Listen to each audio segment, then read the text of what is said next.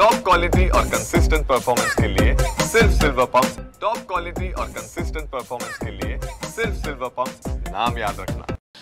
मनसेचे नेते प्रवक्ते प्रकाश महाजन आपल्यासोबत आहेत। काका, राज ठाकरे उद्धव ठाकरे यांची युती होणार ही चर्चा आहे, मात्र ही युती अजून काही प्रत्यक्षात येत नाही।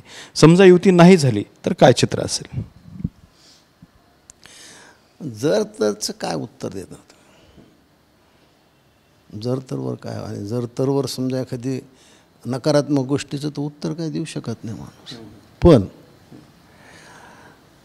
अपार्ट फ्रॉम मनसे प्रवक्ता वगैरे एक मराठी माणूस म्हणून जे काही मी फिरतो किंवा ज्या लोकांना असं वाटतं वा प्रकाश महाजन एक सिनियर आहेत, यांना काहीतरी बोलावं, मराठी माणूस फार आशेनं पाहतो। मराठी भाषा ती आपला फार अपेक्षेनं पाठते। जर आम्ही असे भांडत राहिलो तर मराठी माणूस, मराठी भाषा आम्हाला क्षमा कशी करेल?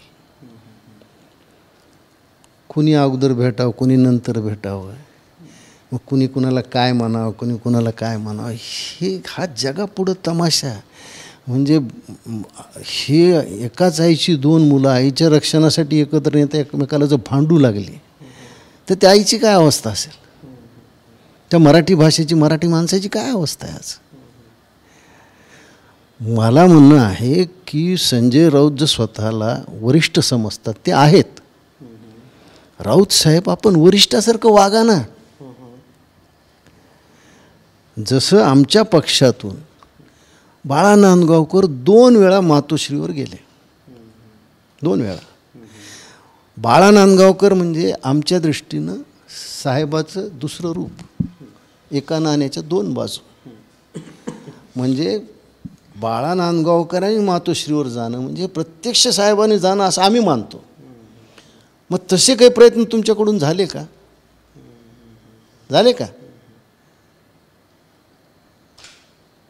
महादेव देवळात आणि पाणी घालतात विशीत, कसं काय महादेव प्रसन्न होणार तुम्हाला? तुमच्याकडून कुणी बाबा हा माणूस आहे ज्याला पाहिल्यावर नाही बाबा हे उद्धव साहेबाचा असू शकतो, मग ते अनिल परब असतील, अनिल देसाई असतील, सुभाष देसाई असतील, खुद्द संजय राऊत असतील, तुम्ही कधी गेलात राजसाहेबाकडे? अरे ज्याचं मन एवढं उदार आहे, जो शत्रूला सुद्धा आदरातिथ्य करतो, तुम्ही जाऊन कधी योग्य प्रपोजल ठेवलं? आणि मीडियासमोर तुम्ही काय कशामुळं चाललं आहे? व्यथित आहे सामान्य कार्यकर्ता दोन्ही बाजूचा, मराठी जनता व्यथित आहे आणि इतिहास या सगळ्या गोष्टीची नोंद घेईल।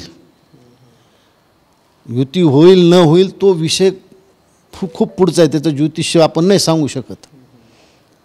अरे आज चाललं काय की सत्ताधारी पक्ष ज्या पद्धतीनं अतिक्रमण करतो इतर पक्षावर, तुम्ही कधी पाहिलंय? ज्या पद्धतीनं तुम्ही काय सुधाकर बडगुजरला घेतलं, सुधाकर बडगुजर कुणाबरोबर नृत्य करत होता? कोण? तो दाऊदचा माणूस। आत्ता भारतीय जनता पक्षाच्या किती लोकांना हे माहिती आहे की या दाऊद इब्राहिमनी भारतीय जनता पक्षाचे 2 खंबीर कार्यकर्ते, म्हणजे मी अतिशोक्ती नाही, मी कुणावरही टीका टिप्पणी करत नाही, पण भारतीय जनता पक्षाच्या कोणत्याही वरिष्ठ नेत्याला हे माहीत नाही की या दाऊद इब्राहिमनं याच मुंबईमध्ये भारतीय जनता पक्षाचे रामदास नायक, ज्यांनी बॅरिस्टर अंतुले यांचा सिमेंट घोटाळा उघड पाडण्यास बराच मोठा हात आहे त्यांचा, त्यांना गोळ्या घालून त्यांच्या घरासमोर मारलं आहे। प्रेमकुमार शर्मा, ज्या शर्माच्या मतदारसंघातून आत्ता विधानसभेचे अध्यक्ष निवडून येतात, त्या प्रेमकुमार शर्माला गोळ्या घातल्यात। तुम्ही त्या दाऊद इब्राहिमच्या माणसासमोर नाच करणाऱ्या माणसाला भाजपमध्ये घेतात का? तर तुम्हाला कुठल्याही परिस्थितीत सत्तेवर यायचं, मग सत्तेवर येण्यासाठी कुठलीही साधनसुद्धा भाजप पाळायला तयार नाही। हा समोर विरोधकच ठेवायचा नाही, नाईलाजाने जनता कुणाला मतदान करेल? ही परिस्थिती एकीकडं, आणि उत्तरदायित्व कुणावर आहे? जे स्वतःला मराठीचे मुहाफिज म्हणजे रक्षक समजतात, या त्या लोकांवर आहे। मी कुणाचे व्यक्तिगत नाव घेत नाही, एक मराठी माणूस म्हणून म्हणतोय। इतिहासानं फार मोठी जबाबदारी तुमच्यावर टाकली. जर तुम्ही ती पेलली नाही, तुम्ही ती स्वीकारली नाही, तर इतिहास तुम्हाला क्षमा करणार नाही. म्हणून माझं म्हणणं आहे की ओळखा. जर आज मराठी भाषेचं रक्षण नाही केलं, आज मराठी माणसाच्या हक्काचं रक्षण नाही केलं, तर मराठी माणूस 100 वर्ष मागं ढकलला जाईल. ह्याचे जिम्मेदार कोण असेल? हो, ज्या मेळाव्यात स्वतःला शिवसेना म्हणून घेतात, धनुष्यबाण लावतात, तिथे हिंदीच्या सक्तीविरुद्ध एक शब्द उच्चारला जात नाही. मग ही जबाबदारी कुणावर आहे? ही जबाबदारी राज ठाकरेवर, राज ठाकरेच्या सैनिकावर आहे.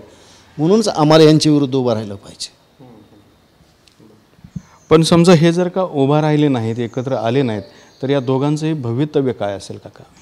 मी भविष्यवेत्ता नाही आहे, पण मी म्हणलं ना, मराठी माणूस निराश होईल, हताश होईल आणि परिस्थितीला शरण जाईल.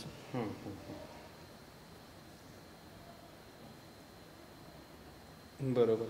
मग ही परिस्थिती जर कायम राहिली, माणसं हताश राहिले, तर काय होणार आहे? जे काय होईल ते दिसेलच. पण आज अशी परिस्थिती आहे. एकीकडे ही चर्चा सुरू आहे, दुसऱ्या बाजूला भारतीय जनता पार्टी राजसाहेबांना भेटायला जाते, म्हणजे देवेंद्र फडणवीसांनी. तर मी काय म्हणलं, राजसाहेबाला कुणी भेटलं काय फरक पडणार आहे? राजसाहेबांनी ऐकलं का? मराठीच्या मुद्द्यावर ऐकलं का राजसाहेबांनी? राजसाहेबांनी ऐकलं का? नाही ऐकलं ना. मुख्यमंत्री भेटू नाही तर पंतप्रधान भेटू. त्यांचं ठाम मत आहे की 2च भाषा असल्या, हिंदीची सक्ती आम्ही मान्यच करणार नाहीत. राजसाहेब कुठं मागं हटलेत त्या गोष्टीत?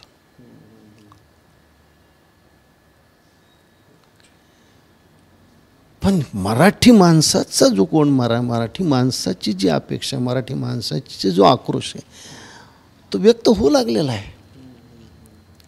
दबलेल्या का स्वरात होईना, कुचलेल्या का स्वरात नक्की होत आहे.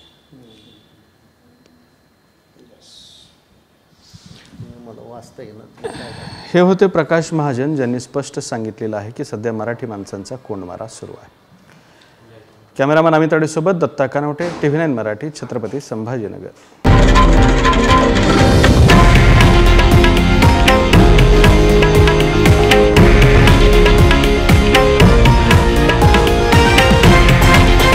हे आहे देशातील नंबर 1 न्यूज नेटवर्क आणि आपण पाहत आहात TV9 मराठी, एकमेव.